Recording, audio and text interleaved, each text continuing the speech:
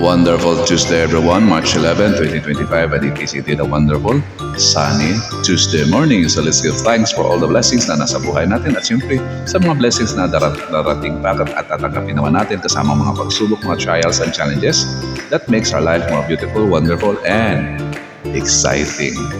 At siyempre pasalamatan natin yung mga taong tumulong sa atin during our trials at siyempre sa mga taong nakikimarites nandun sa paligid natin that inspires us to do more with our life.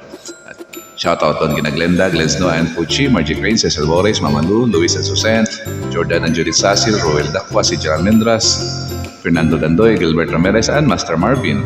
Kina Batitahan, Nimpa Pagsibigan, Jima David, May Gumayan, Mabel Andres, Elizabeth Ibarra, Ailima Agla, Eds Macalinaw, Vinnie Claire B. Santiago, Clyde Leon, at siyempre sa lahat ng members ng The Order of the Nine Gates. Purpose of the day natin po is healing is a conscious acceptance of one's fault, misdeeds, and disabilities.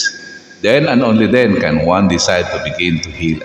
Keep that in mind po. Thank you for following, liking, sharing, and subscribing to these videos. Good morning and have a blessed, wonderful Tuesday everyone.